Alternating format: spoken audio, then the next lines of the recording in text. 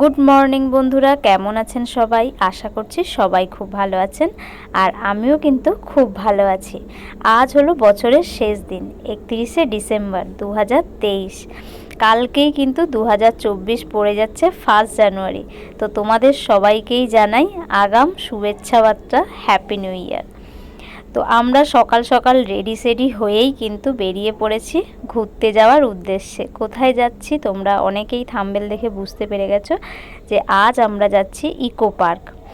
অনেক দিন ধরেই ইকো পার্ক যাওয়ার খুব ইচ্ছে ছিল, অনেক ইউটিউবের ভিডিও দেখলাম, এই মানে অনেক কিছু আছে দেখার, তো সেই কারণে ইকো পার্ক যাওয়ার উদ্দেশ্যে রওনা দিলাম। আমাদের গাড়িও চলে এসছে। এখান থেকে বাড়ি থেকে যাচ্ছি হচ্ছে আমি, দিদি, মা, আমার ননদ আর পুচু, এই সবাই মানে আমরা এই 4-5জন মিলে যাচ্ছি। আর কলকাতাতে যেহেতু আমার বাবার বাড়ি, তো বাবা আর মাকেও বলেছি ওখান থেকে ওরা চলে আসবে একদম ইকো পার্কে। তো ওদেরকে বলেছি খাবার টাওয়ার করে নিয়ে যেতে, কারণ আমরা যেহেতু এখান থেকে সকাল সকাল বেরোচ্ছি, অত সকালবেলা তো আর টিফিন করে নিয়ে যাওয়া সম্ভব হয়নি, তাই ওদেরকেই বলেছি করে নিয়ে আসতে। তো এইবার গাড়িতে বসে পড়ছি, দিয়ে আমরা যাব। এখান থেকে আমরা বেরিয়েছিলাম প্রায় 8টার দিক করে। এবারে গাড়িকে ডেকেছিলাম 7টা সাড়ে 7টার দিক করে আসতে, কিন্তু যেহেতু শীতকাল না, আর সব কিছু যেহেতু বাড়িতে বাবা আর ভাই থাকবে, তো সব কিছু রান্নাবান্না করে দিয়ে যেতে হবে, তো সেই কারণে আর সকাল সকাল হয়ে ওঠেনি। তো ওই 8টা 5-10 মতো বেজে গেছে আমাদের বেরিয়ে যেতে যেতে। দিয়ে এবার আমরা রওনা দিলাম কলকাতার উদ্দেশ্যে। দিয়ে তারপরে এইবারে গাড়ি ভাড়া করে যেহেতু যাচ্ছি, শুধু ইকো পার্ক নয়, ইকো পার্ক, দক্ষিণেশ্বর, দুটো জায়গা আমাদের ঘোরার প্ল্যান আছে, তো দেখা যাক কতটা কি হয়। দিয়ে এই যে চলে এসেছি ঠিক ইকো পার্কের সামনাসামনি, রাস্তাতে প্রায় চলে এসেছি। আর বাবাদেরকে ফোন করেছিলাম, তো ওরা বলল যে ওরাও বেরিয়ে পড়েছে। তখন আমরা এখান থেকে 8টার সময় বেরিয়েছিলাম, ওখানে পৌঁছতে আমাদের 10:30 মতো বেজে গেছে। ইকো পার্কের 4 নম্বর গেট দিয়ে ঢুকেছিলাম। তো ইকো পার্কের এই যে ভেতরে 4 নম্বর গেটের ভেতরে আমরা ঢুকে পড়েছি।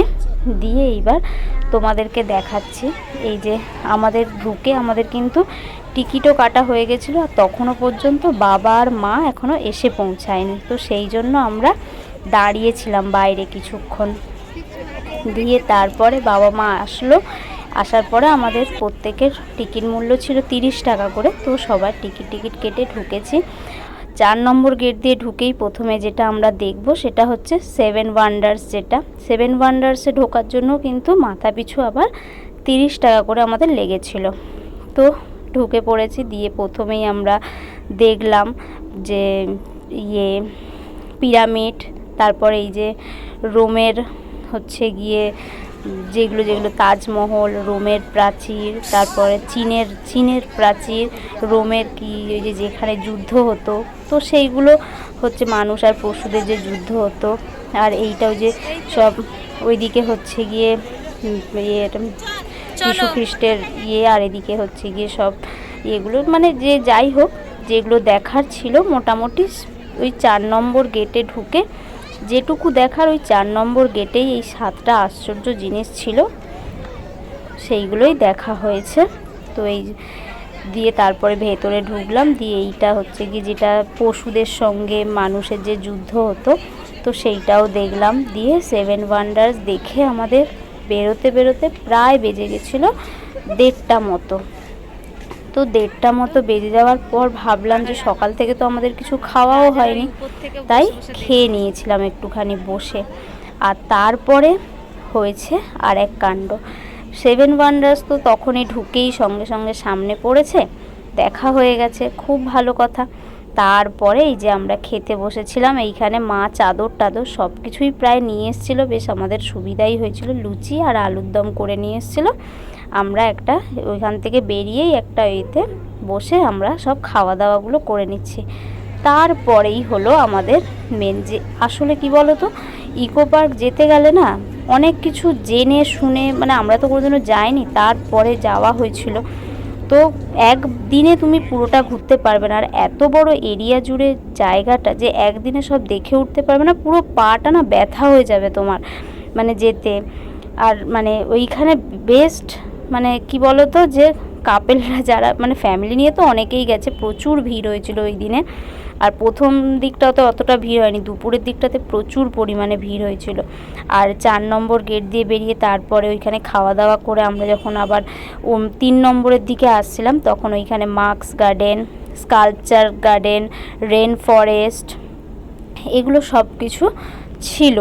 তো ওইগুলো তখন আমরা আর বুঝতে পারিনি যে ওই দিকে ওইটা আছে। তো ওইখানে সব সাইনবোর্ড লেখা থাকলেও না, এত মানে চারদিক দিয়ে এত গলি গলি রাস্তা যে তোমার পুরোটাই গুলিয়ে যাবে যে কোন দিকে তুমি যাবে আর কোন দিকে যাবে না, আর কোন দিকে গেলে তোমার সুবিধা হবে কোন দিকে সুবিধা হবে দিয়ে। তারপরে এই যে ঝিলের ঠিক পাশ ধরে আবার হেঁটে হেঁটে যাচ্ছি, দেখছি যে ওইখানে মানে এটা আমরা চলে যাচ্ছিলাম, আমরা 3 নম্বরের দিকে যাওয়ার কথা ছিল, চলে যাচ্ছিলাম 5 নম্বরের দিকে। তো 5 নম্বরে এসে আমাদের কোনো ক্ষতি হয়নি। তো এই যে গ্রাম্য পরিবেশ যেটা, সেইটা আমরা দেখতে পেলাম।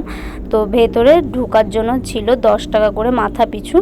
তো গ্রাম্য পরিবেশে ঢুকলাম, দিয়ে এই যে এখানে সমস্ত কিছু মানে যেগুলো দেখার, যে সবাই ধান বলছি সর্ষে খেতে গরু নিয়ে করছে, হাল চাষ করছে, তারপরে হাট বসেছে, যেরকম গ্রামে যেরকম আমরা হয়ে থাকে আর কি, হাট বসেছে, শাক মানে সব চাষ করছে, তো পড়াশুনো করছে। তো এগুলো সব ওইটার মধ্যে ছিল, যেগুলো আমরা দেখে অভ্যস্ত।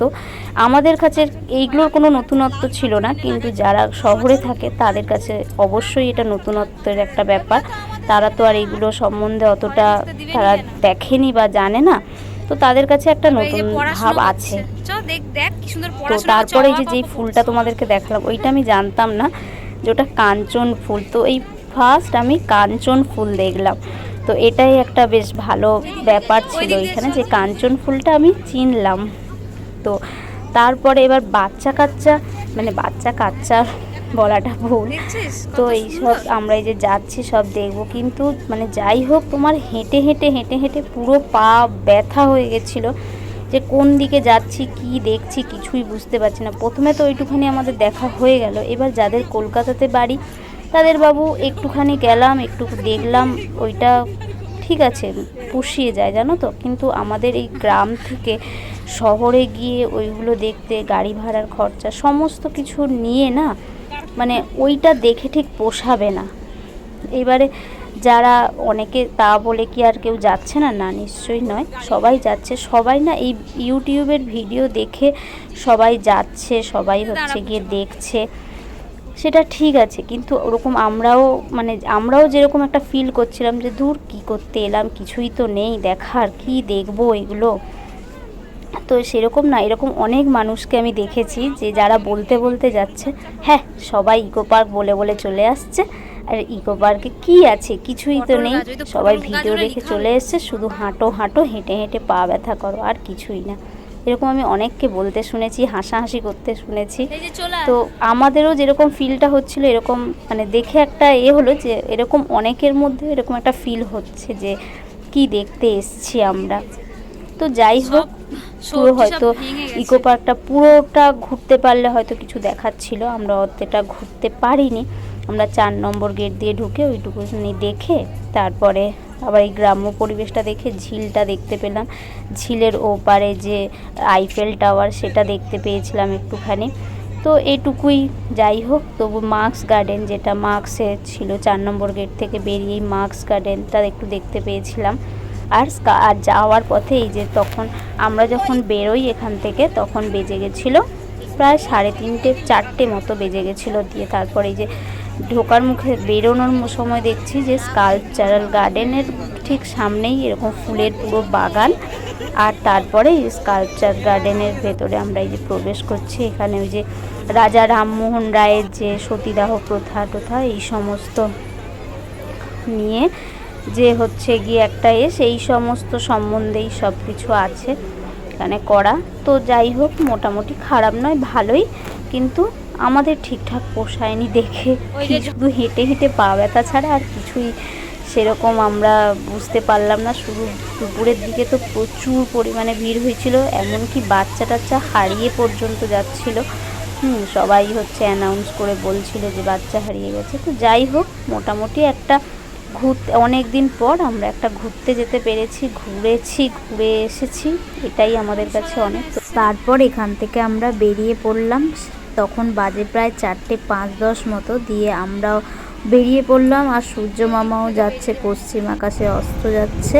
তো এরপর আমরা গেছিলাম দক্ষিণেশ্বর। তো দক্ষিণেশ্বর যাওয়ার পর মানে গেছিলাম, কিন্তু ওখানে আমরা পুজোও দিয়েছি, কিন্তু দুঃখের বিষয় হলো সেখানে আমাদেরকে কোনো ভিডিও করতে দেওয়া হয়নি, ফোন টোন সব জমা রেখেছিল। তো চলো আজকের ভিডিও এই পর্যন্তই। ভিডিওটা ভালো লাগলে অবশ্যই লাইক শেয়ার